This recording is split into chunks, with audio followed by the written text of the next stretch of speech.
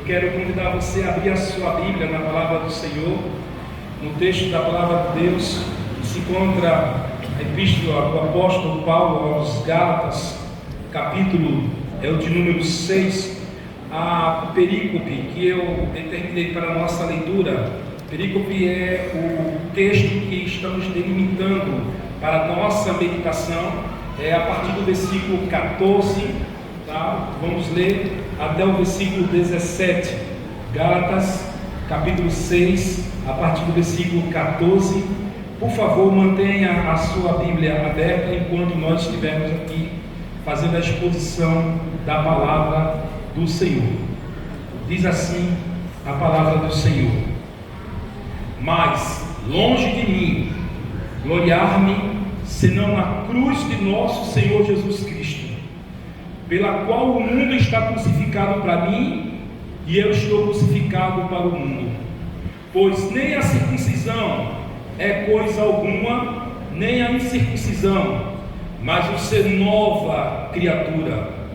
E a todos os que andarem em conformidade com esta regra, paz e misericórdia sejam sobre eles e sobre o Israel de Deus.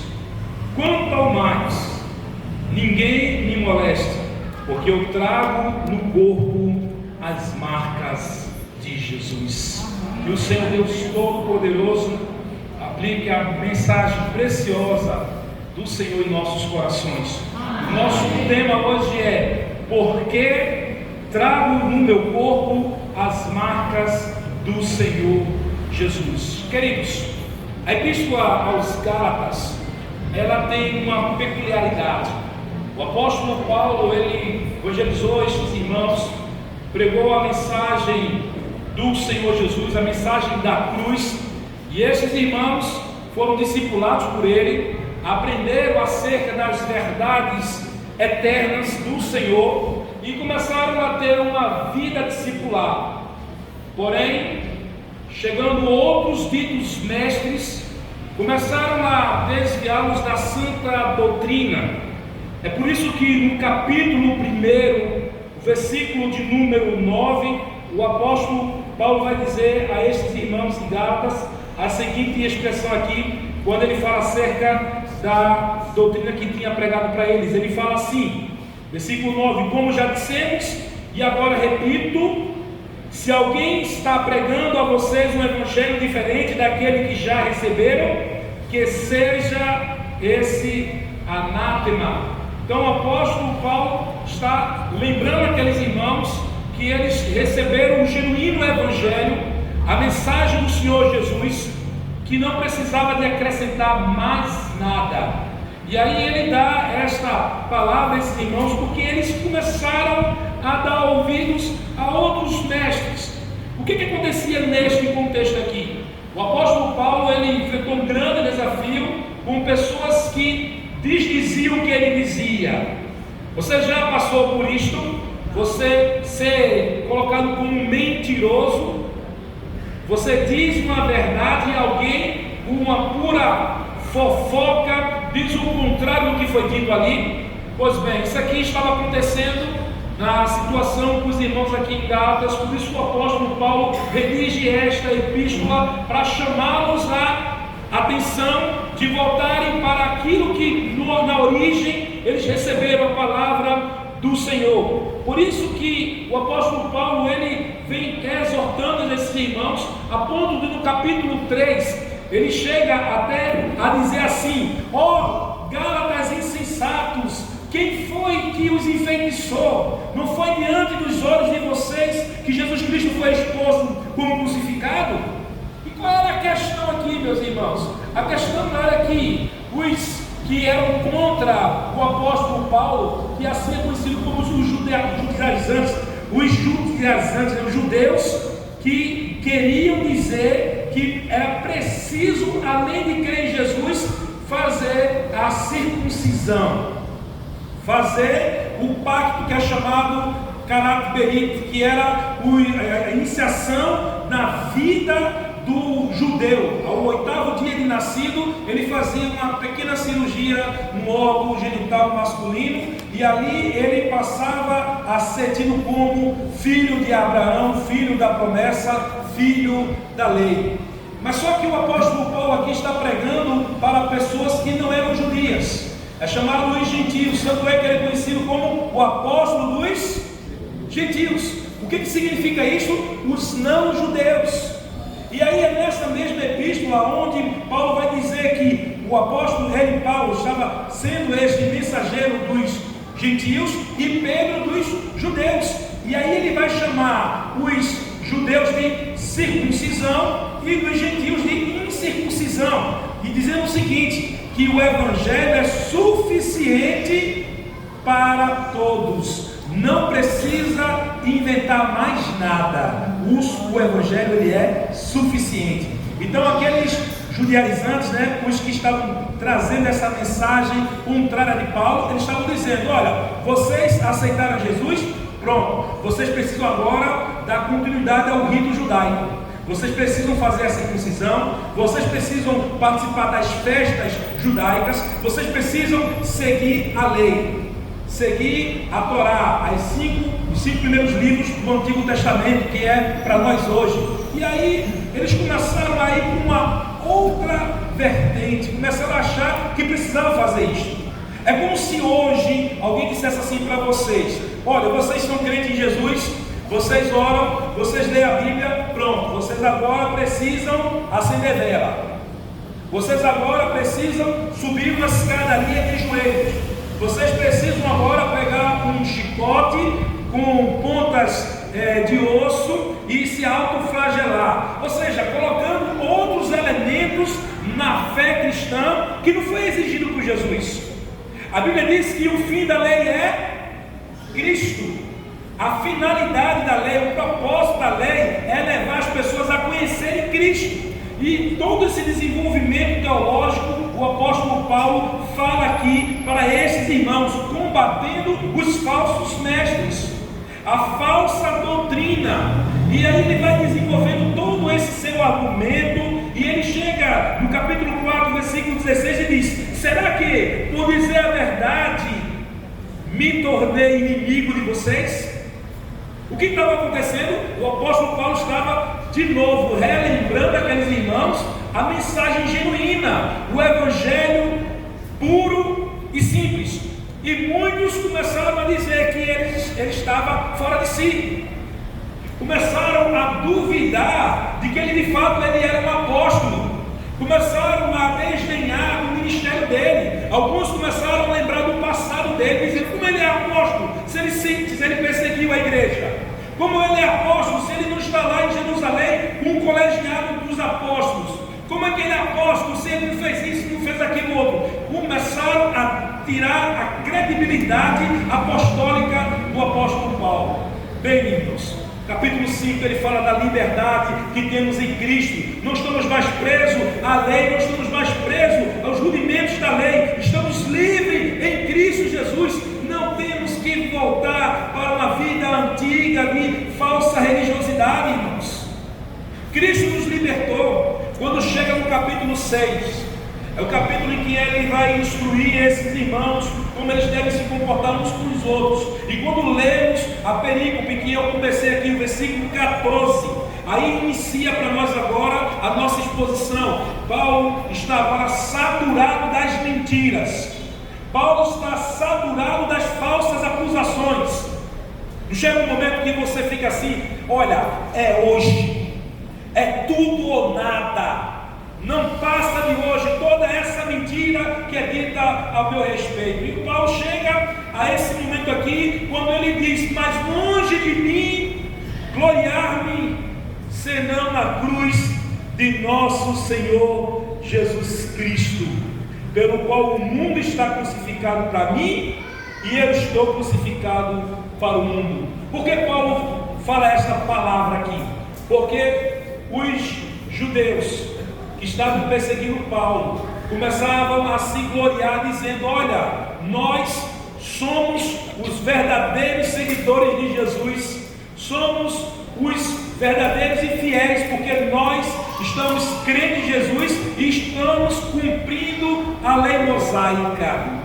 Eles se orgulhavam de uma marca no corpo deles, a marca da circuncisão. Aquela marca que eu disse no início da minha fala, que era no 8º dia que a criança, o bebezinho, ele passava por esse processo de circuncisão, que era uma pequena cirurgia no órgão masculino. Então aqui eles se vangloriavam, dizendo que eles eram um crente completo. Eu não sei se você já viu em alguma situação assim de igreja, onde um se acha melhor do que o outro. Nós somos um crente elite. Você é um crente do baixo clero. E eles estavam colocando essa situação assim. E aí o apóstolo Paulo diz: olha, longe de mim de me gloriar, porque eu sou circuncidado. Paulo também, ele era judeu. Ele também tinha essa marca da circuncisão. Mas ele aqui destaca algo que é importante, algo que é superior. E o que é algo importante, algo que é superior? Ele fala: senão na cruz de nosso Senhor Jesus Cristo. O que é se gloriar na cruz? Se gloriar na cruz, irmãos, nesta época que o apóstolo Paulo estende esta bandeira, significa dizer o seguinte: olha, eu não me orgulho do meu pedigree, eu não me orgulho de ter feito parte de uma religião milenar, a religião judaica. O que eu me orgulho é o seguinte: que eu tinha tudo isso como importante, todas essas credenciais, e para mim isso não tem mais importância, porque Cristo para mim é o mais importante. E falar da cruz de Cristo, ele está falando do sacrifício de Jesus. Nesta época, quando alguém era condenado à cruz, era porque essa pessoa era tida como um mau elemento, o pior bandido, o maior marginal. Era alguém que tinha cometido um crime que era digno de pena capital, a pena máxima. Ia para a cruz todo aquele que era tido como irreparável para a sociedade. E Jesus, quando foi para a cruz, era chamado a vergonha da cruz. E Paulo diz: olha, eu vou me gloriar na cruz de Jesus. Eu vou me gloriar na sua morte. Ele morreu como um condenado, e é nisto que eu me glorio, e não na minha capacidade, não na minha herança religiosa. E é isso que ele está dizendo. E aí ele diz ainda mais: pelo qual o mundo está crucificado para mim, e eu estou crucificado para o mundo. Em outras palavras, o que ele está dizendo: não vivo mais eu, mas Cristo vive em mim. Eu não tenho prazer neste mundo. Não adianta as credenciais que este mundo tem a oferecer. Irmãos, muitas vezes nós nos apegamos a coisas que esse mundo oferece. O status social, a primeira posição, é ter isto e é ter aquilo outro, é ter o que é melhor do que o outro. Irmãos, o mundo, o sistema do mundo, é um sistema do qual nós não devemos querer vivenciá-lo. Devemos estar mortos para o mundo, e o mundo deve estar morto para nós. Não é por acaso que no capítulo 12 de Romanos, Paulo vai dizer que nós não devemos seguir o modelo do mundo. Não temos que seguir o que o mundo coloca para nós, os seus valores, as suas filosofias, a sua doutrina, porque lá no mundo, muita coisa lá é tida por correto. Mas aqui, no povo de Deus, não é. E nós não vamos seguir, porque nós seguimos a Cristo. E este crucificado pelos nossos pecados. E aí ele fala que é esta condição que ele se encontra, uma condição de que a cruz e a morte para o mundo. É essa condição aqui que ele fala. Por isso que a cruz se torna um símbolo de vergonha, passa a ser agora um símbolo de orgulho, porque ele está entendendo que foi naquela cruz que o Senhor Jesus morreu por mim e por você, no meu lugar, no teu lugar, em nosso favor, em nosso benefício. É isso que significa aqui. É isso que o apóstolo está aqui dizendo. Quando ele chega no versículo 15, ele vai dizer assim: pois nem a circuncisão é coisa alguma, nem a incircuncisão, mas o ser nova criatura. O que é que ele fala aqui nesse passo aqui? Nesse passo ele dá ênfase na vida transformada, não é o fato de você ser uma pessoa religiosa, não é o fato de você ser aquela pessoa que está ali para a vista das pessoas em sua volta, uma pessoa que não tem do que se dizer, não é isto. A questão aqui que importa não é se você é judeu ou se você é gentil, se você é religioso ou não religioso. O que importa aqui é que você nasceu de novo. Você é uma nova criatura, uma nova criação. É como o apóstolo Paulo vai dizer no capítulo 5 de 2 Coríntios, versículo número 17, ele vai dizer exatamente assim: e assim, se alguém está em Cristo, é nova criatura, as coisas antigas já passaram, eis que se fizeram novas. O que importa é que você não vive mais para os seus pecados. O que importa agora é que você não está mais na condenação. Você agora é uma nova criatura. Sabe o que significa essa nova criatura aqui? Significa que Ele fez de você uma pessoa totalmente diferente. É um novo que é renovado, é restaurado. Eu gosto de ilustrar esta palavra grega que aparece aqui de nova criação para falar sobre uma mudança que acontece em que nível? Você pode imaginar um carro que ele é batido, que ele é arranhado e ele vai para uma oficina e chegando nesta oficina ele é totalmente ali trabalhado, consertado, é polido, é pintado, fica uma maravilha, né? Mas quem entende sabe que aquele carro foi batido. Foi batido. Quando aqui diz que é nova criatura, é nova criação, é Deus pegando você e levando você não para uma oficina, mas levando você para uma fábrica e fazendo você novo de novo, a ponto de quando olhar assim e dizer: rapaz, esse aqui não tem nada a dizer que foi batido, que foi arranhado, porque está novo em folha. É isso, essa nova criação, é isso que importa para nós. O que importa para nós não é as discussões teológicas que hoje em dia muito aflora por aí. É o que é o calvinista, é arminiano, e é porque eu falo língua e eu não falo língua, e fica cada discussão de meninice. O que importa é que você foi transformado em nova criatura. É isso que é o mais importante. Você foi regenerado pelo poder do Espírito Santo. E às vezes a gente fica se perdendo, discutindo bobagens. Porque tem que ser assim, tem que ser assado, tem que ser desse jeito, daquele outro jeito. Olha, o que tem que ser é nova criatura. Você é a nova criatura, você foi transformado em Cristo Jesus. É isso que importa. É isso que ele está dizendo aqui. É esse valor profundo que nós temos aqui, porque nós fomos chamados para isso, para sermos nova criatura. Por isso ele vai dizer em Romanos capítulo 6, versículo 4, que nós devemos andar em novidade de vida.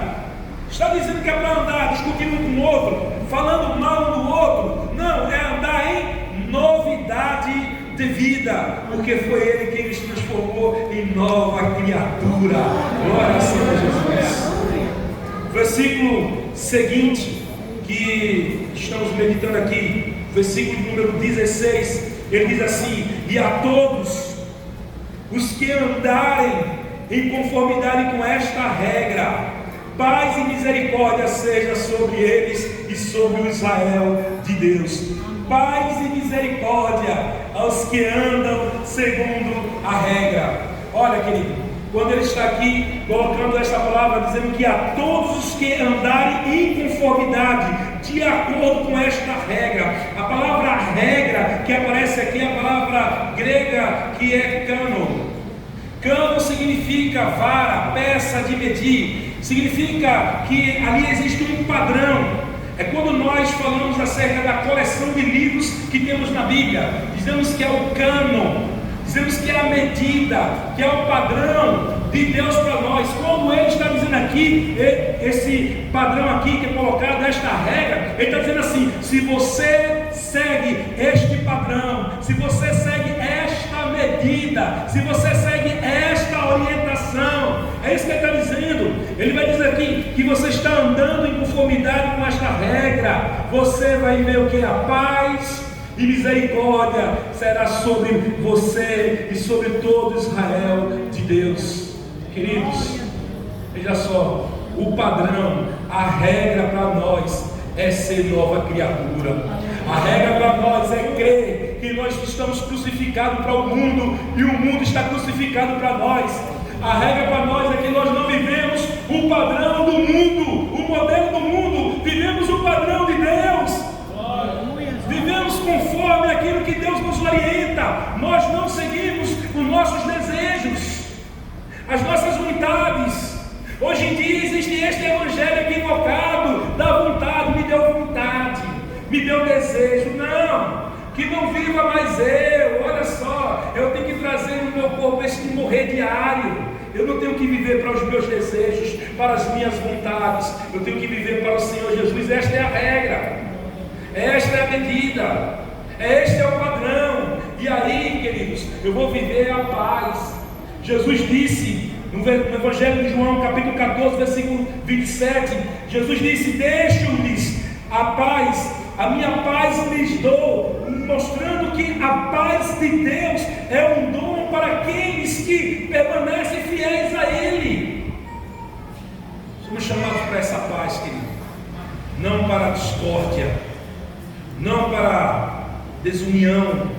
Cristo nos chamou para a paz, a cruz fez isso.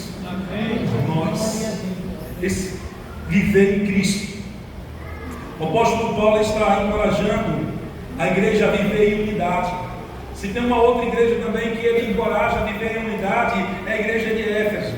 Capítulo 4 de Éfeso, versículo de 1 a 3, ele vai dizer: andem de modo digno da vocação a que vocês foram chamados. E como é que andamos assim? Ele fala: suportando uns aos outros em amor e se esforçando diligentemente para preservar a unidade do Espírito no vínculo da paz. Olha, nós não fomos chamados para as brigas. Às vezes existe tanta desunião no meio do povo de Deus por besteira, por coisa fútil, sabe? Às vezes a gente está deixando de falar com um irmão por bobagem. Nós não fomos chamados para a discórdia, fomos chamados para o vínculo da paz. Aqui ele fala também de misericórdia. Irmãos, fomos alcançados pela misericórdia de Deus. Nós não merecemos nada, Ele nos deu tudo. A Bíblia diz que Deus dá prova do seu amor para conosco, porque Cristo morreu por nós, sendo nós ainda pecadores. Ou seja, nós merecemos condenação e Ele nos deu perdão. E muitas vezes no meio da gente não existe perdão, ou o coração duro, o coração do crente que não perdoa. Você foi chamado para o perdão. Não saia daqui intrigado no outro. Lembre-se que você foi chamado para a paz que Cristo dá ao mundo não pode dar, o mundo não vai entender. Lá fora, quem perdoa é tido por fraco, lá fora, quem perdoa é tido por uma pessoa que está desqualificada, mas aqui, no meio do povo de Deus, quem perdoa está imitando ao Senhor. Amém. Quando Jesus estava sendo crucificado, o que foi que ele disse para os seus algozes? Pai, perdoa-lhes, pois eles não sabem o que fazem. Aleluia. A chave é essa, é o perdão. Queridos, agora vamos estender um pouco mais no nosso versículo, que é o versículo proposto para esta noite, que é no qual vem toda essa nossa palavra aqui, toda a nossa reflexão. Aí é onde eu disse que o apóstolo Paulo chega. Eu praticamente, quando eu estou lendo esse texto aqui, eu gosto muito de ler um texto grego. É como se o apóstolo Paulo estivesse dizendo assim: quanto ao mais. Sabe o que significa essa palavra? Em português você não vai perceber. É como se ele dissesse assim, ó: agora chega, basta.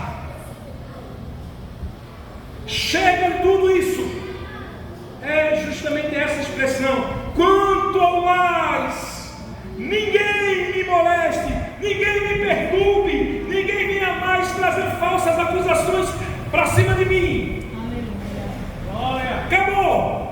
Para com isso agora. É isso que ele está dizendo. Por que ele vai dizer isso? Por que ele está dizendo isso? Porque ele chega a esta conclusão: porque eu trago no corpo as marcas de Jesus. Sabe o que significa trazer no corpo as marcas de Jesus? A palavra marca aqui é a palavra grega estigma. Estigma. O historiador Heródoto, historiador antigo, ele fala sobre o estigma nos escravos. Os escravos, quando eles eram vendidos no mercado de escravo, os donos iam até esse mercado. Chegando lá, eles selecionavam o escravo que eles queriam, e eles escolhiam a dedo os escravos. E naquele mercado de escravos existiam muitos escravos. Para poder autenticar a propriedade do dono do escravo, ele colocava uma marca com as insígnias do dono, e ali ele marcava a ferro quente e colocava as suas insígnias ali. E aquele escravo, ele ficava estigmatizado, ele ficava marcado. E aí todos, quando viam aquela marca, pelas insígnias ali marcada pelo ferro quente, sabiam de quem aquele escravo pertencia. Existe uma outra palavra grega para marca, é a palavra tipos. Tipos é uma marca de cicatriz. Eu, por muitos anos, trabalhei com vidro, e eu tenho no meu corpo várias marcas. Eu tenho várias cicatrizes. Eu tenho cicatrizes nas mãos, nos braços, nas pernas. Eu tenho várias cicatrizes. Mas essas marcas foram marcas de acidentes. Uma marca que está aqui, eu posso me lembrar dos acidentes, mas elas não me identificam com alguém. Diferente do estigma. O estigma é uma marca que te dá autenticidade de pertencimento. Você pertence a alguém. E é justamente esta palavra que aparece aqui no texto grego, quando o apóstolo Paulo diz: porque eu trago no corpo as marcas de Jesus. Ou seja, eu pertenço a Jesus. Não são apenas marcas de sofrimento, não são apenas marcas de dores. Alguns comentaristas bíblicos gostam de falar que estas marcas que o apóstolo Paulo está dizendo aqui são as marcas dos seus sofrimentos. É bem verdade que ele sofreu naufrágios, prisões, privações, ele passou noites de sono, ele sofreu com falsos irmãos, ele sofreu com traição, ele sofreu com prisão, que está registrada lá em Atos capítulo 11, está Paulo e Silas presos, cantando e louvando ao Senhor de meia-noite. E por que ele estava louvando ao Senhor e orando? Porque ele estava feliz em estar sofrendo, porque ele estava sendo perseguido por servir ao Senhor Jesus. Queridos, quando nós temos marcas do sofrimento por seguir a Cristo, porque somos identificados com Ele, há louvor nesta marca, há louvor neste sofrimento. Há louvor, sabe por quê, irmãos?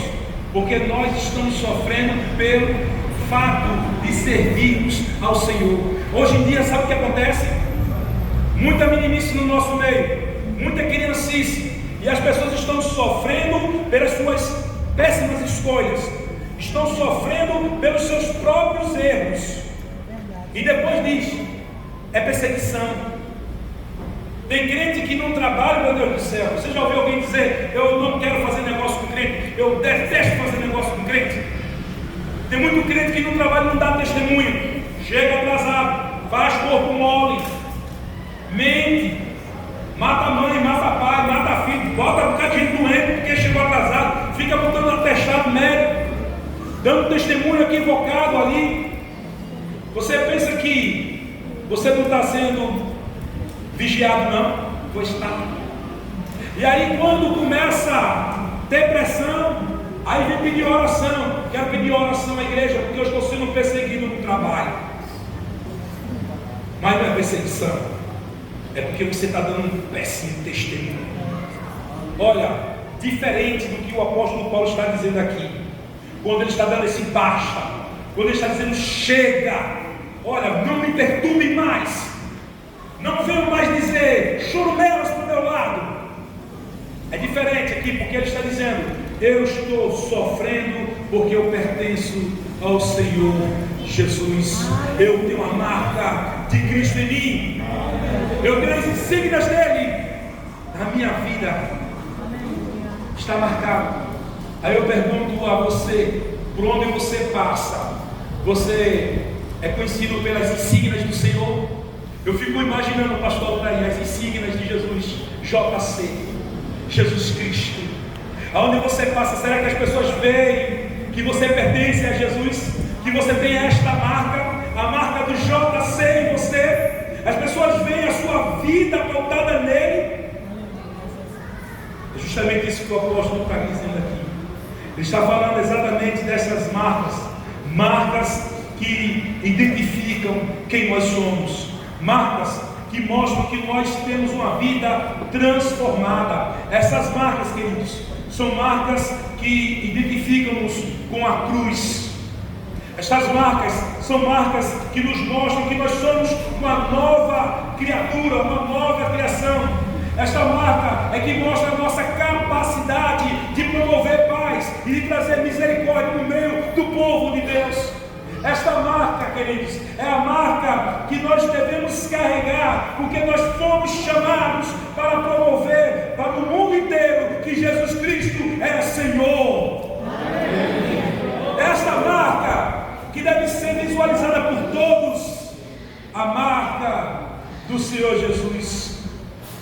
Nosso desafio hoje aqui, irmãos, é que possamos viver a realidade da cruz, rejeitando os valores que este mundo tem nos oferecido, em detrimento de buscarmos a glória de Deus. O nosso desafio hoje aqui também é andarmos como uma nova criatura. O nosso testemunho deve estar em dias, manifestando a transformação que fora feita pelo Espírito Santo de Deus. O nosso desafio também hoje é sermos agentes de paz e de misericórdia, promovendo reconciliação no meio do povo de Deus. Temos que ser reconciliadores, temos que promover a paz, temos que promover o perdão. E por último, e não menos importante, devemos aceitar as marcas que o testemunho de Cristo traz para nós, com coragem, sabendo que estas marcas refletem o nosso verdadeiro amor por Ele. Eu quero convidar você para uma oração. Nessa oração eu queria que você pudesse agora lembrar de tudo que nós acabamos de falar aqui. Será que você pode dizer: eu trago no meu corpo as marcas de Cristo? Curva sua cabeça agora, feche os seus olhos, vamos falar com Deus. Queria desafiar você a se colocar diante do Senhor.